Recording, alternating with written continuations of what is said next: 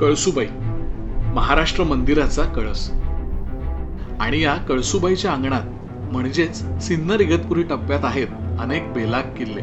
मुघलांनी दख्खन काबीज करण्याकरता जेव्हा मोहीम आखली तेव्हा ह्याच परिसरातील दुर्गम किल्ल्यांनी त्यांच्या अवसानाचा घात केला होता. आजची आपली सफर आहे त्याच परिसरात, डुबेर, आड, औंढा, पट्टा, बितिंगा या प्राचीन किल्ल्यांवर.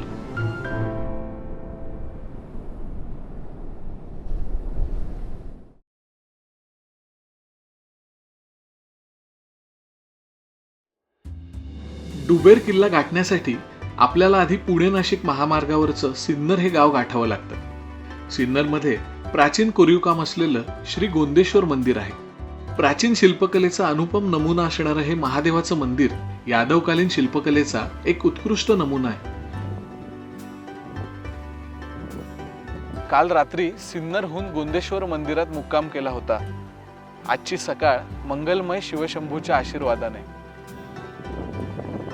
हे मंदिर 5 मुख्य मंदिरांचा समूह आहे. त्यामुळे त्याला शैव पंचायतन असं सुद्धा म्हटलं जातं.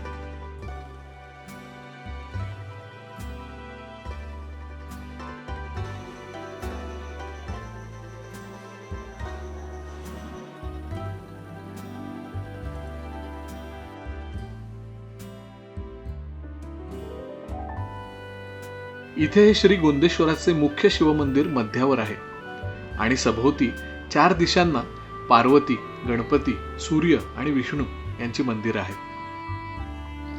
मंदिर बघत असताना अचानक एक वेगळाच किलबिलाट ऐकू आला. ही सगळी गँग आज मंदिर बघायला आली आहे. इतिहास, वैशिष्ट्य त्यांना कितपत कळलं असेल माहित नाही, पण खूप काहीतरी भव्य बघितल्याचा आणि छोट्याशा सहलीचा आनंद मात्र या पिटुकल्यांच्या चेहऱ्यावरून ओसंडून वाहत होता. श्री गोंदेश्वराचे मंदिर पाहून आपण डुबेरच्या दिशेने निघणार आहोत.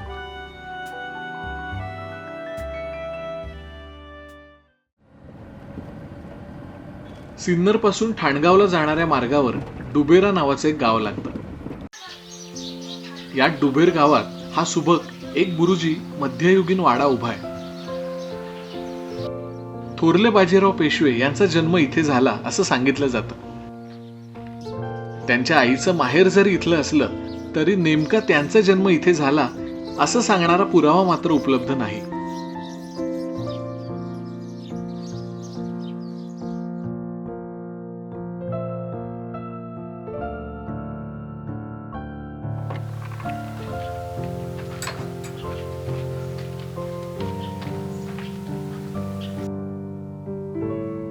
वाड्याची बांधणी पेशवेकालीन आहे हे त्याच्या खांबांवर आणि भिंतींवर असलेल्या नक्षीकामावरून कळून येतं.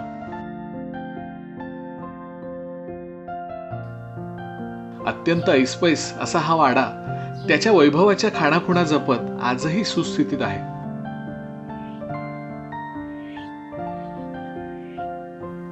हा वाडा म्हणजे डुबेरकरांसाठी अत्यंत अभिमानाची वास्तू आहे.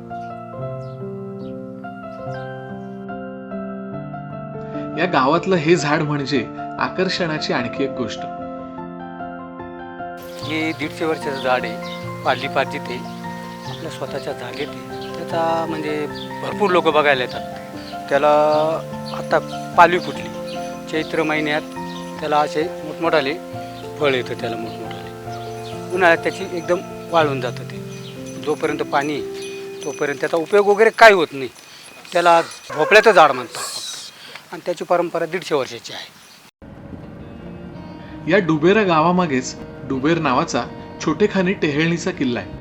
ह्यालाच आज गावकरी देवीचा डोंगर म्हणतात. या परिसरातलं एक मुख्य देवस्थान असल्याने आज किल्ल्यापर्यंत सिमेंटच्या पायऱ्या केलेल्या आहेत. सप्तशृंगी मातेचं मंदिर हे या परिसरातलं मुख्य देवस्थान असल्यामुळे किल्ल्याच्या माथ्यावर जाण्यासाठी सिमेंटच्या पायऱ्या केलेल्या आहेत.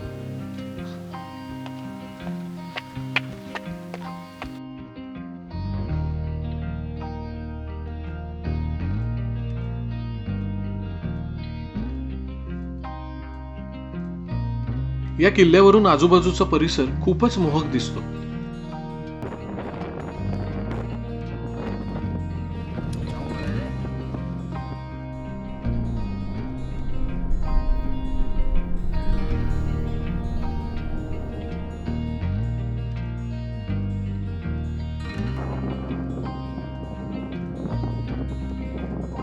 आज गडावर अवशेष असे नाहीच. गरजेपुरती 1-2 पाण्याची टाकी सोडली तर जे अवशेष दिसतात ते अगदीच अर्वाचीन.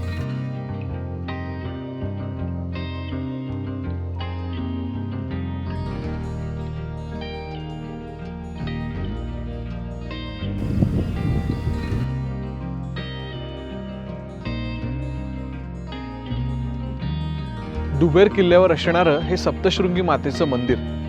इथली मूर्ती ही वणीच्याच मूर्तीचं रूप आहे.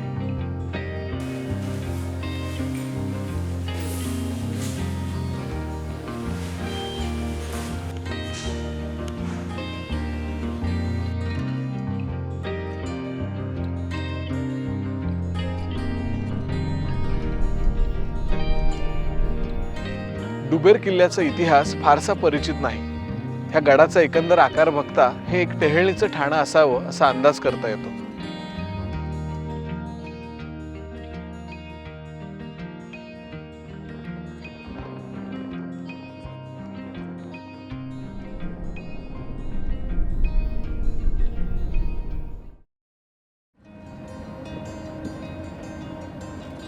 आज पवनचक्क्यांनी शोभिवंत झालेला हा सर्व प्रदेश कुण्याकाळी व्यापाराचा एक मुख्य प्रदेश होता. गुलशनाबाद उर्फ नाशिक शहर हे ह्या मार्गांनी खडकी, पैठण आणि अहमदनगर सारख्या मुख्य शहरांशी जोडलं गेलं होतं. एक मात्र नक्की की या पवनचक्क्यांमुळे इथले रस्ते मात्र चांगल्या परिस्थितीत आहेत. एका अर्थाने या सफरीतील आपली खरी डोंगर चढाई सुरू होते ती या आडवाडीत. वरची आडवाडी हे या गावाचं नाव. याच्या पाठीशी असणाऱ्या डोंगरावर वसला आहे आडचा किल्ला. किल्ला चढायला तसा सोपा आहे आणि जसजसं आपण वर जायला लागतो त्याची व्याप्ती नेमकी किती आहे याचा अंदाज यायला सुरुवात होते. चढाई चालू करून साधारण अर्धा तास झालाय. आडवाडीतून चढाईला सुरुवात केली आहे आणि आडगडाचा आवाका इतका मोठा आहे की वाटेवरून तो संपूर्ण दृष्टिक्षेपात सुद्धा येत नाही. लांब रुंद पसरलेला आड किल्ला चढायची वाट कितीतरी गोष्टींचं मस्त कॉम्बिनेशन आहे. आपल्याला गवतातून जावं लागतं, कातळावर पाय रोवून जावं लागतं. हळूहळू आपण उंचावर येऊ लागतो. दमछाक होते पण समोर दिसणारं दृश्य शिणवटा क्षणात दूर करतं.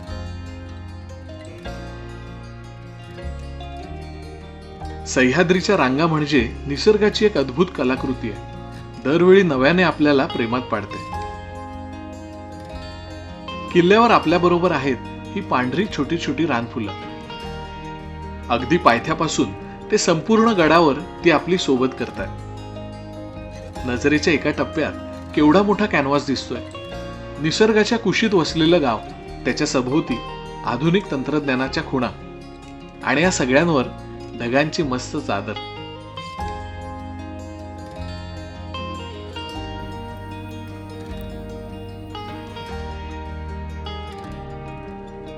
या भागातल्या किल्ल्यांपैकी सगळ्यात जास्त पाण्याचा साठा हा आड किल्ल्यावरती आहे. सह्याद्री तुम्हाला कोणत्या क्षणी आणि कोणत्या ठिकाणी आश्चर्यचकित करेल याला काही सीमा नाही. या टाक्या खरंच आश्चर्य वाटाव्या अशा आहेत.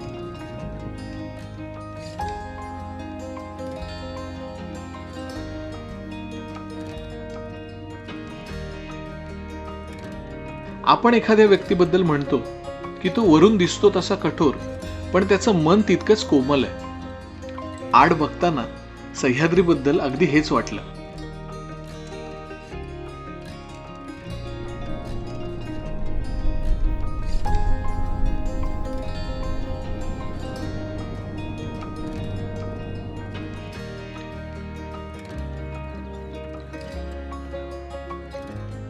आज आपल्याला भुलवून टाकणारा निसर्ग साथ घालतोय पण या किल्ल्याचा वापर आसपासच्या परिसरावर नियंत्रण ठेवण्यासाठी होत असावा.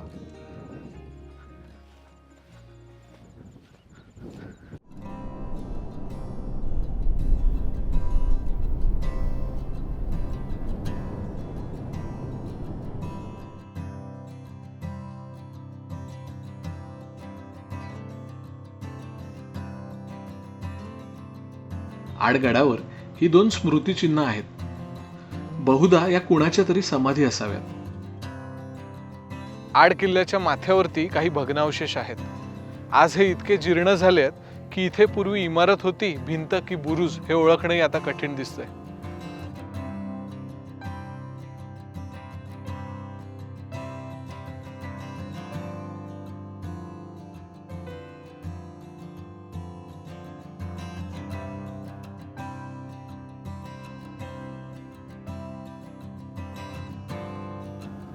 आडचं सगळ्यात मोठं वैशिष्ट्य म्हणजे या किल्ल्यावरच्या पाण्याच्या टाक्या. इथे विखुरलेल्या अवस्थेत पिण्याच्या पाण्याच्या एकूण 60 ते 70 टाक्या पाहायला मिळतात. पाण्याची इतकी सोय म्हणजे त्या काळात या किल्ल्यावर मोठ्या प्रमाणात वस्ती असावी. या अफाट रांगांवर या पवनचक्क्या जत्रेतल्या भिंगरीसारख्या वाटतात.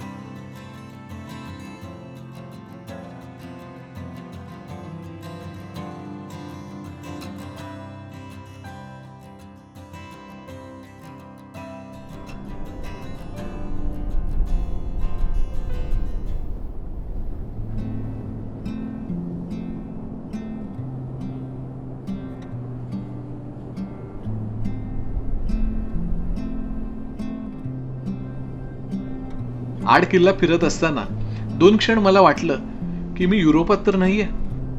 आपल्या महाराष्ट्राचा कलर पॅलेट साधारण तांबडा तपकिरी असा आहे आणि इथे निळा, जांभळा, पांढरा ही रंगसंगती. मी आडवर आलो तो सीझन इतका परफेक्ट होता की रंगांचे हे विभ्रम सुद्धा अनुभवता आले, केवळ शब्दातीत.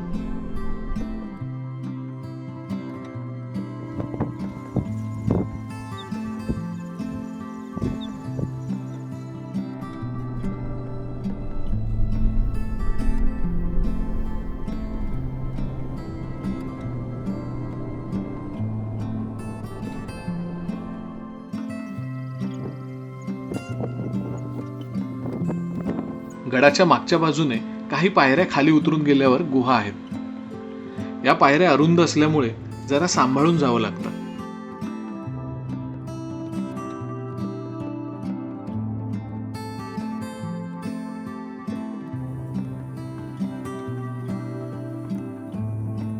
आड किल्ल्यावरची गुहा प्राचीन आहे. ही गुहा बरीच मोठी असून आड वाटेवर भटकंतीला येणाऱ्या ट्रेकर्सना उत्तम निवारा ठरते.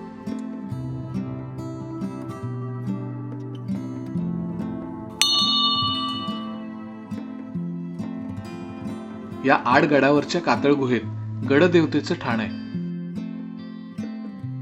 देवी नवसाला पावते अशी गावकऱ्यांची श्रद्धा आहे आणि त्यामुळे गडावर स्थानिक लोकांचा राबता असतो.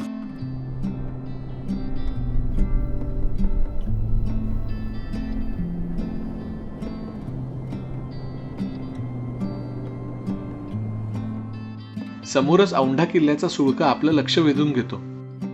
या मनमोहक दृश्याच्या आठवणीने आपण आडचा निरोप घेऊया.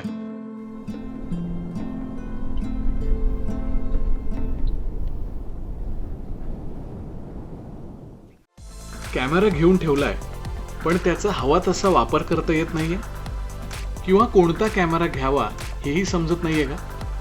बदलत्या टेक्नॉलॉजी प्रमाणे बरेच कॅमेरे सध्या उपलब्ध आहेत. गोप्रो सारखा अगदी लहान कॅमेरा कुठेही लावून भन्नाट शॉट्स घेता येतात.